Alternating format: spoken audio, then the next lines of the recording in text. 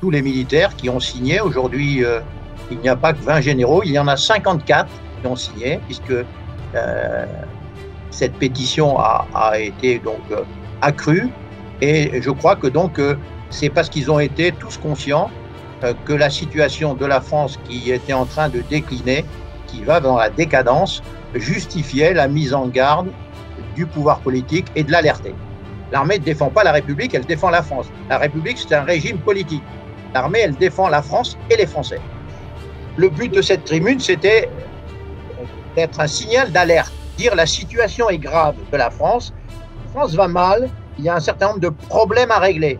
Voilà, c'est la raison pour laquelle des gens qui ont servi la France pendant 30 ou 40 ans ou 25 ans ont jugé utile d'alerter l'État, donc le politique, et lui dire il faut faire quelque chose. Sinon, la situation va continuer à se dégrader et on risque à terme d'avoir un affrontement entre des Français, ce qui n'est pas souhaitable. Bonjour Général Bickmal. Bonjour Ing. Et bienvenue à l'émission Esprit français. Mais je vous remercie de m'accueillir sur votre plateau d'Esprit français. Et est-ce que tout d'abord, vous pouvez vous présenter? Oui, ce sera très sommaire. J'ai 80 ans aujourd'hui. J'ai fait une carrière militaire de près de 40 ans. J'ai eu l'honneur de servir les armes de la France et j'en suis particulièrement fier. Et aujourd'hui, notre sujet est la tribune des généraux. Et en fait, vous êtes l'un des 20 généraux qui ont signé la lettre ouverte pour défendre honneur et patrie. Alors, pourquoi cette tribune maintenant? Eh bien, écoutez, je pense que la situation de la France, qui est aujourd'hui dégradée, personne ne peut le contester, et ce constat, donc, a motivé la réaction d'un certain nombre de militaires qui sont donc en retraite maintenant et d'exprimer donc leur opinion sur la situation de la France. Cette France étant donc dans une situation difficile, eh bien, un certain nombre de militaires ont jugé utile d'avertir le pouvoir politique pour essayer donc d'améliorer cette situation. Et dans la lettre, on parle de dangers mortels et d'élitement qui frappe la France. Et concrètement, qu'est-ce qui ne va pas en France? Écoutez, je pense qu'il est quand même extrêmement clair qu'aujourd'hui, la situation est très dégradée. Il y a notamment une insécurité croissante, des exactions fréquentes sur les forces de sécurité, la police, la gendarmerie, les pompiers.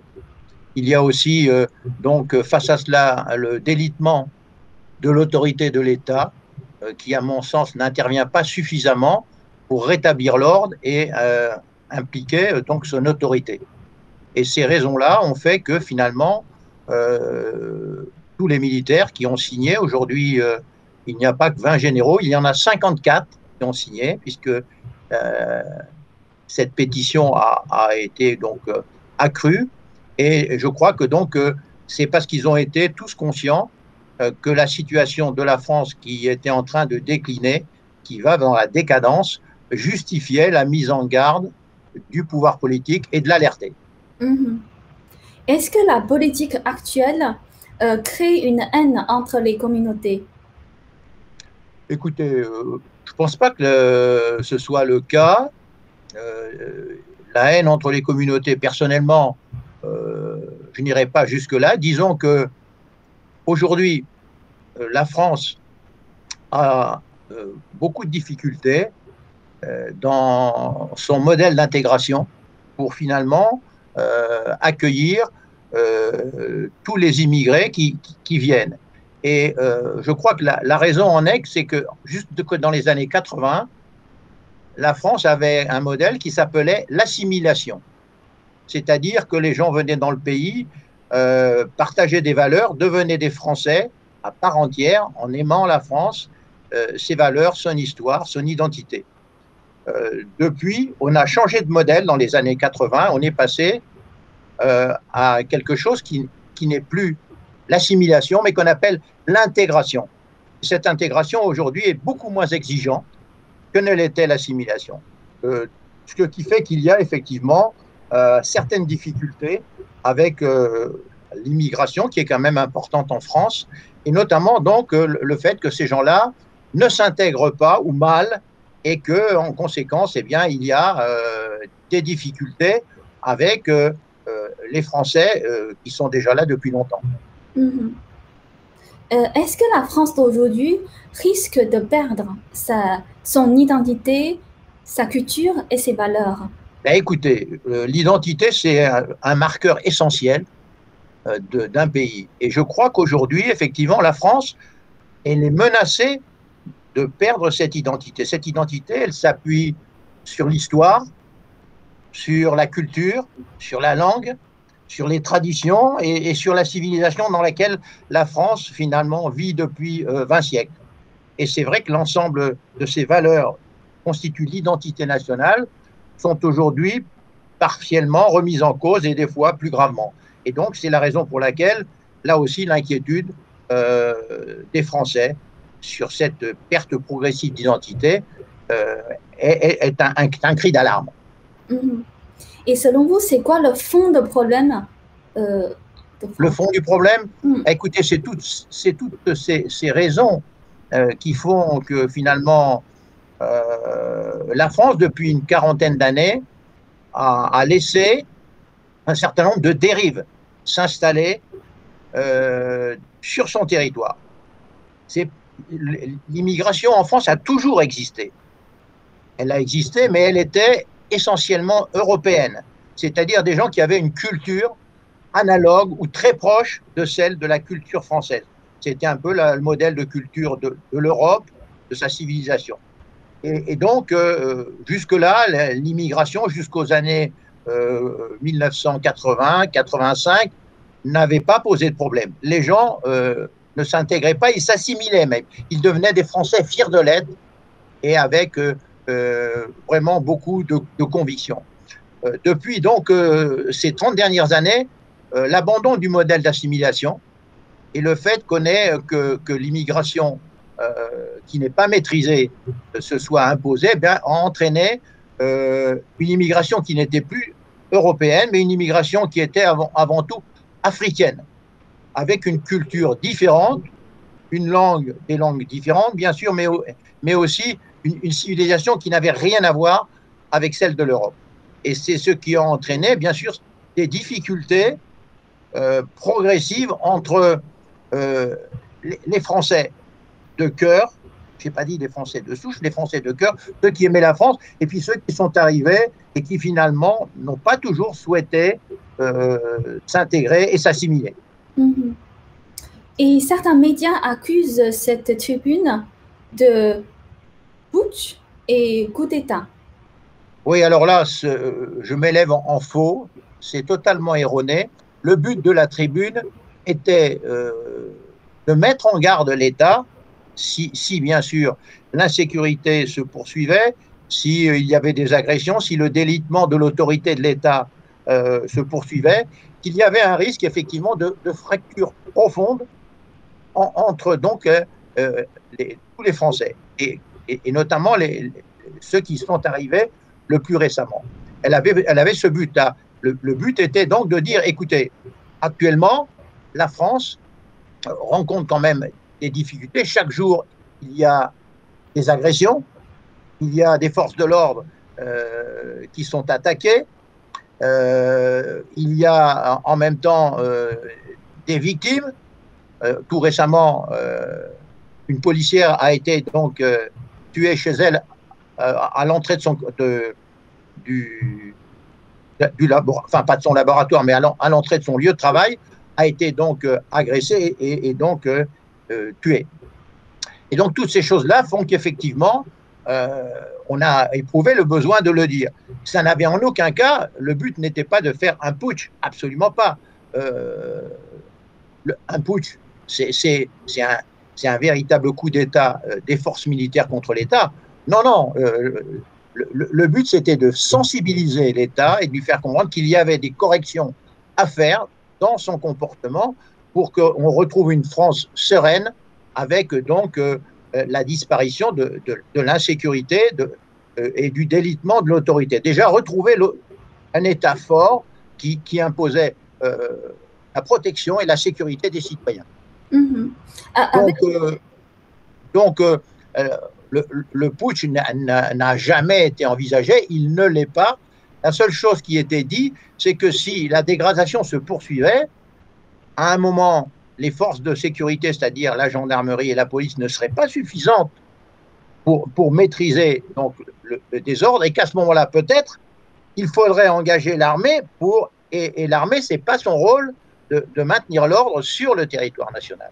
Et donc, le danger, il était là, et pour éviter ça, il a été dit qu'avant, bien entendu, il fallait faire le maximum de choses, de corriger toutes les insuffisances actuelles, notamment dans les domaines de l'insécurité, afin qu'on n'arrive pas à la nécessité d'employer l'armée dont le but est d'abord de défendre la France et son peuple, mais pas forcément sur le territoire national. Est-ce que vous avez des propositions concrètes pour changer la situation actuelle? Oui, je pense que, voilà, déjà, il faut que toutes les incivilités, toute l'insécurité qui existent soient progressivement donc réduites et que donc, à l'égard des coupables qui mettent donc la sécurité en jeu des Français, il y ait à la fois des sanctions de la justice fortes. Aujourd'hui, ça n'est pas suffisant. Beaucoup de gens qui sont responsables de cette insécurité, souvent sortent très rapidement, ne sont pas incarcérés, et il y a très souvent simplement un rappel à la loi, et ça n'est pas suffisant. Il faut que l'État impose son autorité, si nécessaire, par la force. Et le général Lecointe dénonce une tentative de manipulation inacceptable de l'institution militaire. Oui, je ne partage pas du tout son point de vue. Il a écrit d'ailleurs à mon sujet que j'avais un comportement indigne, que je salissais l'armée, que je la fragilisais. J'ai eu l'occasion de lui répondre par une lettre ouverte personnelle où j'ai mis les choses au point, sur laquelle je ne reviendrai pas, mais j'ai trouvé que cette véritable agression contre moi était totalement inacceptable. Et donc ces propos, pour moi, ne sont pas des propos d'un chef d'état-major des armées qui est là effectivement pour maintenir la cohésion de ses troupes en vue d'un emploi éventuel, quelles qu'en soient les circonstances. Beaucoup de médias qualifient des généraux signataires proches de l'extrême droite et de milieux conspirationnistes. Et c'est votre cas? Non, absolument pas. Alors je pense que là aussi c'est un cliché et qui est fait en disant voilà, l'armée elle a toujours été à droite. Je ne suis pas moi dans le vote de chacun des militaires, puisque chaque militaire est un citoyen, il a l'occasion de voter, de s'exprimer lors des élections, quelle qu'en soit la raison. Et donc je crois que ce qui a été dit est totalement faux. L'armée est pour l'ordre et la sécurité. Si l'ordre et la sécurité sont bafoués, il est évident que les militaires réagissent, indépendamment de leur position. Or, aujourd'hui, on constate qu'effectivement, l'ordre de l'État et notamment les problèmes de sécurité ne sont pas réglés comme ils devaient l'être par un État fort et autoritaire. Et donc, les militaires, indépendamment de leur position politique, chacun vote où il l'entend. Bien sûr qu'il y a chez les militaires des gens à droite, et j'imagine qu'il y a des gens au centre. Voilà. La connotation politique n'existait absolument pas dans la tribune. Et en plus, un grand mérite, c'est que c'est pas, on dit c'est la tribune des généraux. Non, non, non. Il y a aujourd'hui 24 500 militaires qui ont signé. Et là-dedans, il n'y a que 55 officiers généraux. Donc, c'est un ensemble de militaires de tout grade qui sont donc ceux qui ont écrit cette tribune. Voilà. Et donc, ça n'est pas du tout une réaction uniquement des grands chefs. Non, non. Tous ceux qui ont signé sont bien conscients de l'importance de la situation de la France aujourd'hui. Et c'est la raison pour laquelle, eh bien, ils ont signé progressivement en étant en accord avec, disons, avec le contenu de cette tribune. Mhm. En effet, justement, quelle que soit la gauche ou la droite, avant tout, nous sommes un être humain et un citoyen. Voilà, on est des citoyens français, quelle que soit l'origine de la France, que ce soit par la naissance, que ce soit par une naturalisation et autres, on est tous français, on sert tous la France, le drapeau de la France est le drapeau tricolore, bleu, blanc, rouge, notre hymne national est la Marseillaise, et tout le monde doit se retrouver derrière ces valeurs qui sont les valeurs de la nation et de la France. Mhm.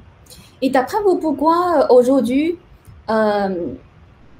c'est-à-dire dès que les idées, certaines idées ne collent pas avec le média de masse, c'est l'extrême droite et le complotiste. Non, alors, moi, le complotisme, je ne sais pas trop ce que c'est pas très clair dans mon esprit.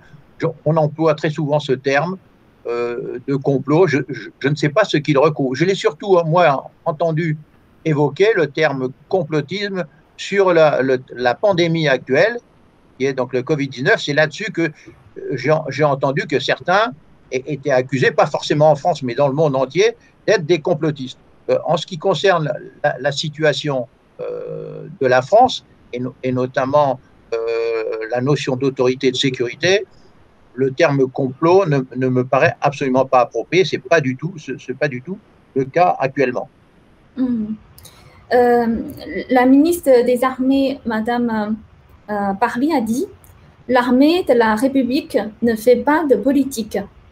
Est-ce que oui, alors déjà, j'aurais une remarque pour elle, c'est que c'est pas l'armée de la République, c'est l'armée de la nation. La nation, c'est tous les Français. C'est pas la même chose. La République, c'est un mode de gouvernance. Et donc, c'est pas l'armée de la République, c'est l'armée de la nation. Et dans la nation, il y a tout le peuple. Donc, c'est l'armée aussi du peuple. Et ça, c'est très important. Pour moi, c'est pas l'armée de la République. C'est l'armée de la nation et l'armée du peuple. Donc, de tous les Français. Et cette armée, elle est là pour défendre la France. L'armée ne défend pas la République, elle défend la France. La République, c'est un régime politique. L'armée, elle défend la France et les Français, ce qui n'est pas tout à fait la même chose. Donc, je ne suis pas du tout en accord avec les propos de Mme Parly, ministre de la Défense, ministre des Armées. Mais est-ce que vous faites la politique? Non, moi, mon positionnement est apolitique, c'est-à-dire que je ne participe pas à la lutte des partis pour le pouvoir. Je n'ai jamais été candidat, je ne le serai jamais. La seule chose, je défends les valeurs ancestrales de la France, son histoire, sa culture, son identité, et bien sûr que je ferai le maximum pour que cette identité qui est mise en cause aujourd'hui reste l'identité que la France avait depuis 20 siècles. Voilà. Mais en aucun cas, je n'appartiens à aucun parti, et donc je ne fais pas de politique.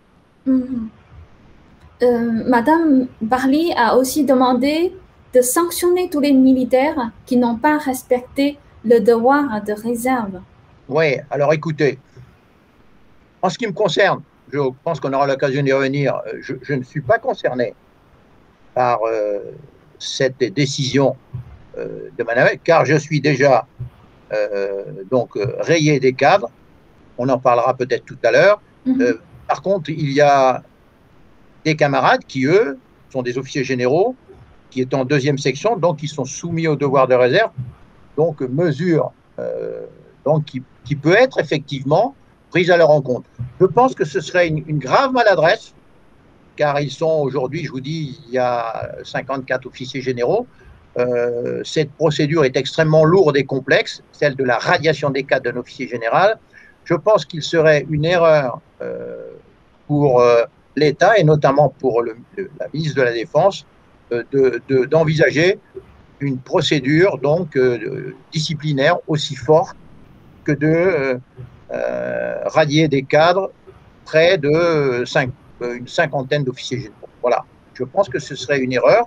Maintenant, bien entendu, il est possible que le ministère de la Défense lance cette procédure, mais je pense que ce serait une erreur politique, ce serait fragiliser le positionnement de l'État que de lancer une procédure disciplinaire aussi importante que finalement mettre hors de la deuxième section, donc radier des cadres des officiers généraux qui ont servi la France. Surtout vu l'impact qu'a donc la tribune, qui est particulièrement bien perçue par tous les Français. Et je pense que donc des sanctions lourdes auprès des officiers généraux seraient, à mon avis, contre-productives. Et d'après vous, c'est quoi le devoir de réserve? C'est ce terme? Alors, le devoir de réserve, il est imposé en France par la Constituante. Il est imposé pour tous les gens qui servent dans l'administration publique. Et donc, les militaires sont aussi obligés, quand ils sont en service, pendant leur période d'activité, donc d'avoir ce qu'on appelle le devoir de réserve, c'est-à-dire de ne pas mettre en cause l'État, ou en tout cas ne pas prendre de position politique quand ils sont dans le cadre du service. Quand ils sont chez eux, bien entendu, ils peuvent l'avoir, ils sont des citoyens, ils ont le droit de vote, donc ils l'expriment. Mais par contre, quand ils sont dans le cadre de l'armée, qu'ils servent, eh bien, qu'ils se limitent à ne pas prendre de position politique. Voilà, c'est en gros. Mais c'est pas très clair comme définition, et donc il y a une ambiguïté, à mon avis, dans l'interprétation de ce qu'est le devoir de réserve. Et je suis bien placé pour le savoir, puisque moi, j'ai donc été confronté à cela, et j'ai été donc radié des cadres pour non-respect du devoir de réserve. Donc je pense que cette situation n'est pas très claire. Il faudrait aujourd'hui, dans le cadre de la liberté d'expression qui est autorisée par la Constitution, revoir la notion de devoir de réserve des militaires. C'est-à-dire, pour le moment, en France, les militaires n'ont pas de possibilité de liberté d'expression? Ils sont soumis, si, ils votent, donc ils sont des citoyens comme les autres. Mais dans le cadre du service, comme tout serviteur de l'administration en France, ils ne doivent pas faire état de leur positionnement politique dans le cadre du service. À l'extérieur, comme ils sont des citoyens et qu'ils votent, bien entendu, ils ont parfaitement le droit de se positionner. Mais dans le cadre du service, notamment quand ils sont en uniforme, ils doivent respecter donc ce devoir de réserve et ne pas s'exprimer ni sur l'État, ni sur leur position, ni avancer des opinions politiques. Qui sont des militaires qui ont déjà signé cette lettre? Alors, je vous dis, des militaires d'actifs, d'après les éléments que j'ai, mais moi je n'ai pas fait l'enquête, il y aurait, je crois, 17 ou 18 militaires en activité qui servent donc, qui sont à l'intérieur des effectifs de l'armée française et qui auraient donc certainement signé cette lettre. C'est une erreur de leur part, compte tenu du devoir de réserve qui pour eux est impératif. Et donc, bien sûr, ils sont menacés d'une sanction, mais qu'on appelle pas une sanction statutaire, mais une sanction disciplinaire, pour ne pas avoir appliqué finalement le règlement qui existe dans les armées. Mais uniquement, je dis bien, pour les personnels qui sont en activité et qui sont donc des militaires en activité dans l'armée française. C'est le cas d'une toute petite minorité. La majorité des signataires sont tous des gens qui ont servi dans l'armée et qui sont à la retraite et qui ne portent donc plus les armes de la France. Et c'est-à-dire pour les personnes à la retraite, leur risque de sanction est moins important. Alors, pour les personnels qui sont à la retraite, le risque de sanction est nul, sauf pour les officiers généraux, qui, eux, ont un positionnement particulier qui s'appelle la deuxième section. Et cette deuxième section implique, il disait, un devoir de réserve. Et là-dessus, il y a une certaine ambiguïté, parce qu'effectivement, quel est le devoir de réserve d'un officier général en deuxième section qui est à 67 ans à la retraite? C'est très difficile à définir. C'est une interprétation qui doit être faite par l'armée et le pouvoir pour dire est-ce que vraiment il y a eu non-respect ou respect du devoir de réserve. Donc c'est à mon avis très délicat car aucun texte de manière précise définit ce qu'est le devoir de réserve. Mhm. En fait, justement, en 2016, vous êtes radié pour manquement au devoir de réserve et de loyauté, après avoir participé à une manifestation non autorisée contre la politique migratoire à Calais. Et, Absolument. et est-ce que vous êtes contre les migrants? Non, non, absolument pas. Je suis, j'ai servi dans beaucoup d'unités.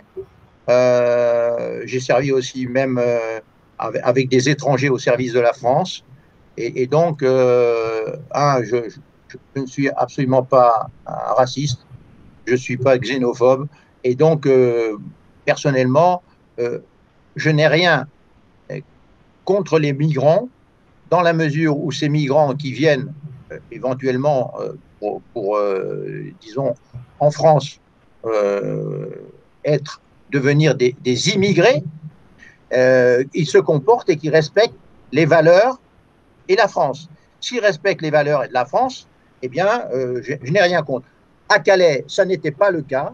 Calais était devenue une zone de non-droit dans laquelle les migrants, il y avait tous les jours des vols, des viols, des pillages, des agressions. Et cette situation était intolérable. C'est la raison pour laquelle je suis monté à Calais pour demander à l'État de faire respecter le droit, puisque le président de la République doit être le garant euh, donc du, du, droit en France et notamment du positionnement du territoire par rapport à des migrants. Voilà. Et là, cet État de droit n'était pas respecté. Et c'est la raison pour laquelle je suis monté. Pour moi, en conformité avec mes idées, ça a été considéré comme si j'étais anti-migrant. Et je pense que la raison a été que c'était une manifestation interdite.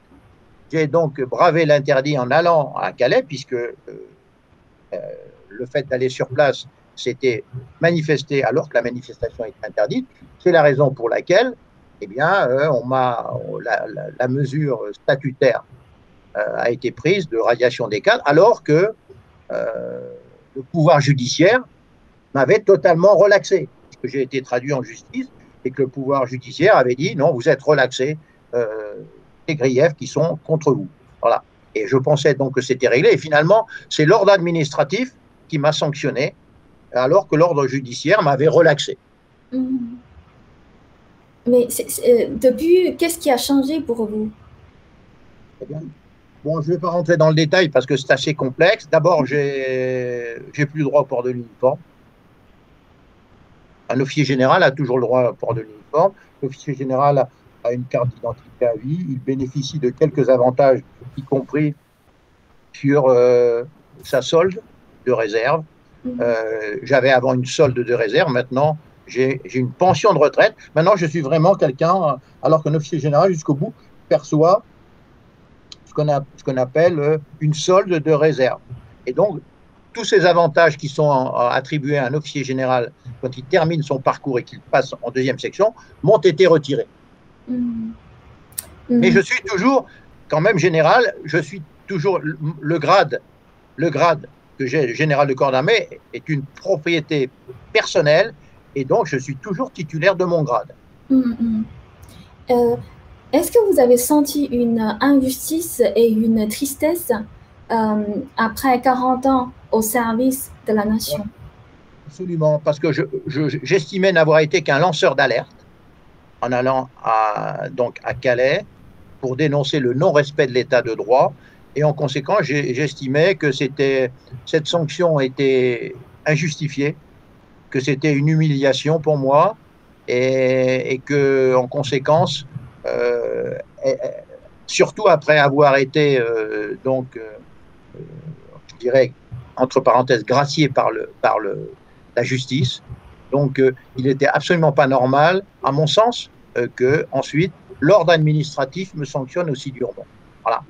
Donc, j'accepte cette mesure. J'ai fait ensuite des recours que j'ai perdus devant le Conseil d'État et ensuite la Cour européenne des droits de l'homme.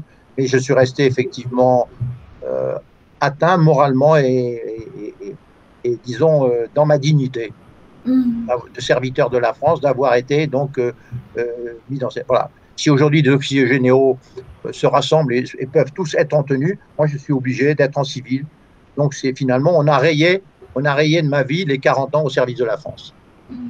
Ouais. Justement, vous avez dit la vérité, c'est que mon cas sert d'instrument pour faire taire la grande muette, pour imposer le silence dans les rangs.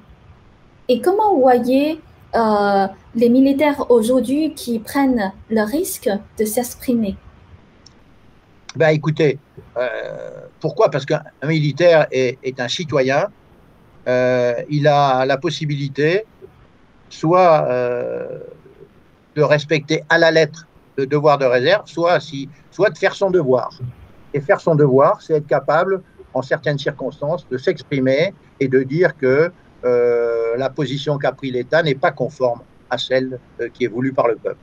Et donc, j'estime qu'aujourd'hui, le devoir de réserve est beaucoup moins important que faire son devoir. Et moi, j'estime que j'ai fait mon devoir, général à la retraite, et donc j'ai été sanctionné lourdement, mais je pense que tous ceux qui sont encore dans la même situation doivent avant tout faire leur devoir plutôt que d'appliquer le devoir de réserve. Et tout à l'heure, on parle de Calais, justement la manifestation que vous avez participé, c'est non autorisé. Vous dites c'est interdite. Elle avait été interdite par l'État en regard des risques qu'elle pouvait présenter. Voilà. Et pourquoi cette manifestation est interdite? Eh bien là, c'est l'État qui a décidé, de peur des risques de troubles que la manifestation pouvait, disons, déclencher, que donc les autorités civiles, notamment donc le préfet et peut-être le ministre de l'Intérieur, ont décidé qu'il fallait interdire sur Calais, qui est une zone très sensible, où il y avait donc énormément de migrants, il y avait déjà des problèmes de sécurité tous les jours.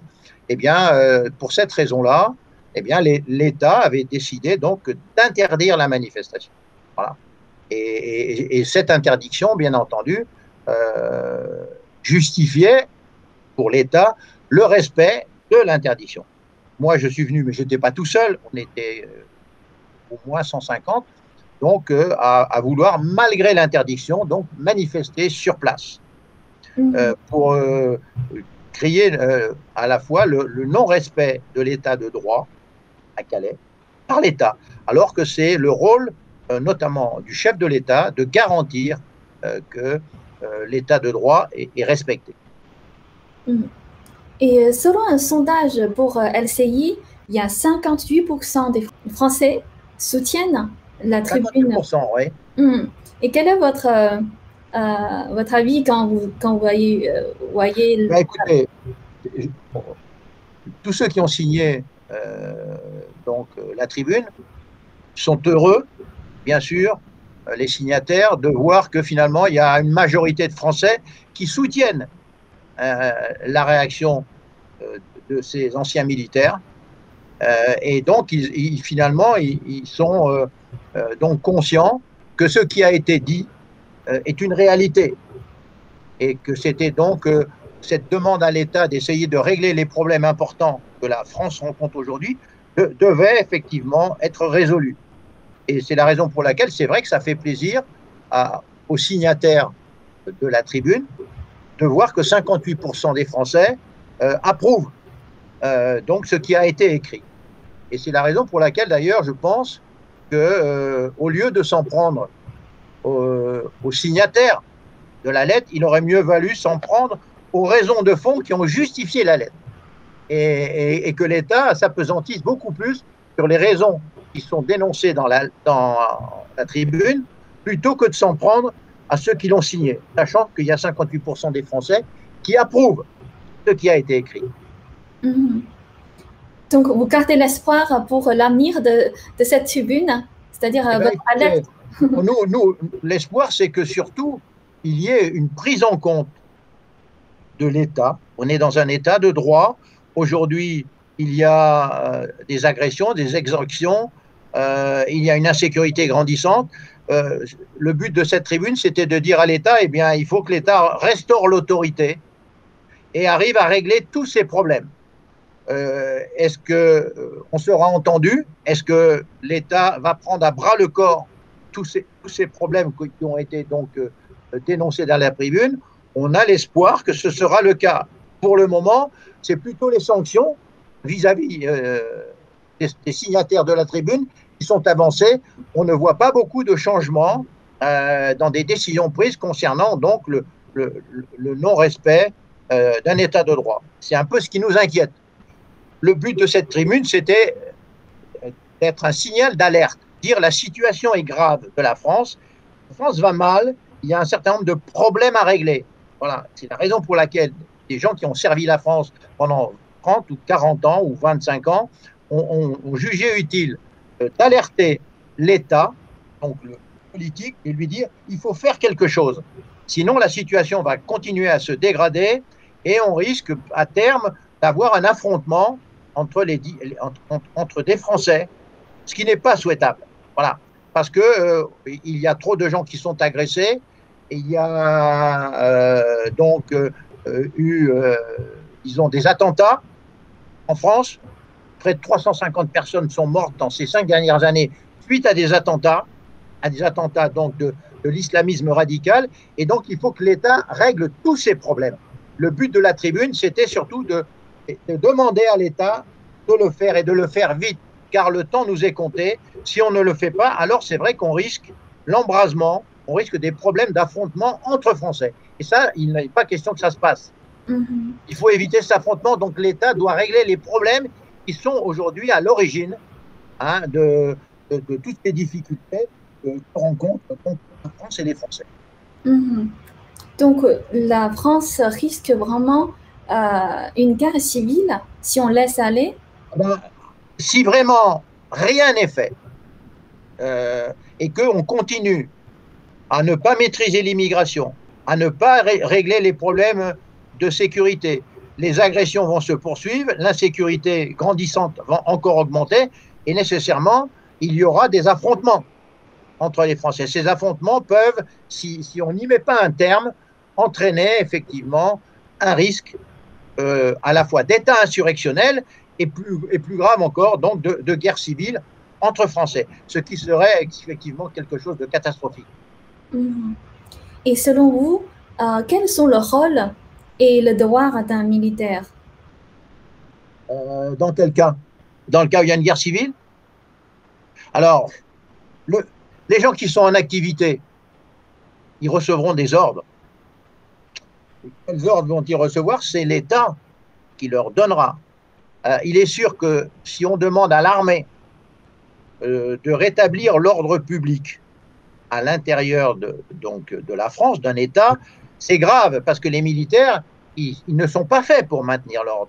Les militaires, ils sont faits pour défendre la France, mais pas normalement pour faire du maintien d'ordre. Donc, il y a un risque que l'engagement qu'on appelle les forces de troisième catégorie, donc de l'armée, puisse entraîner effectivement le sang qui coule et peut-être à terme, si ça n'était pas arrêté, un risque effectivement de confrontation entre les Français et avec l'intervention de l'armée. Donc, et si l'armée intervient, bien sûr, il y aura forcément, le sang va couler, il y aura des morts. Tout à l'heure, vous avez dit... Il faut absolument éviter l'intervention de l'armée. Voilà. Il faut que l'État de droit, avec les forces de sécurité, première, deuxième, c'est-à-dire la police, les gendarmes, les pompiers, arrivent à rétablir l'ordre et que toutes ces zones de non-droit disparaissent, que l'insécurité, les attentats soient maîtrisés. Voilà. Il faut que l'État arrive à le faire, sans qu'on fasse appel à l'armée. Voilà. Le jour où l'État aura à faire appel à l'armée, alors ce sera très grave.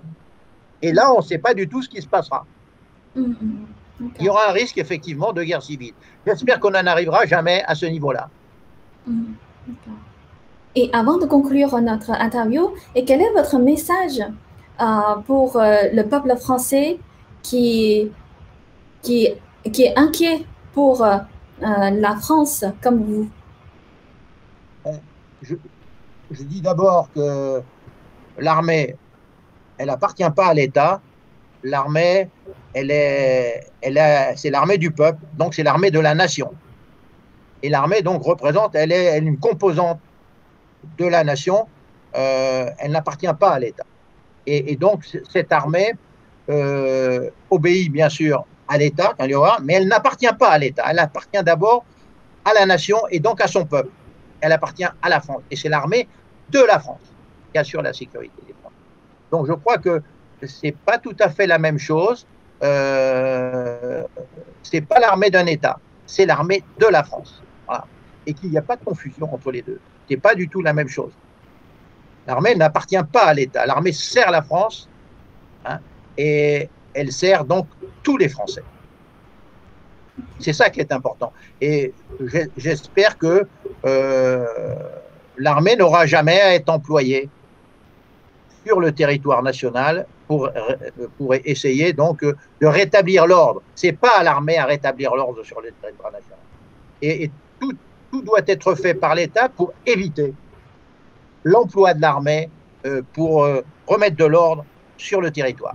Voilà, ça serait la dernière des extrémités et ce serait certainement gravissime. Merci beaucoup, Général Bikmal. C'est moi qui vous remercie de m'avoir interviewé.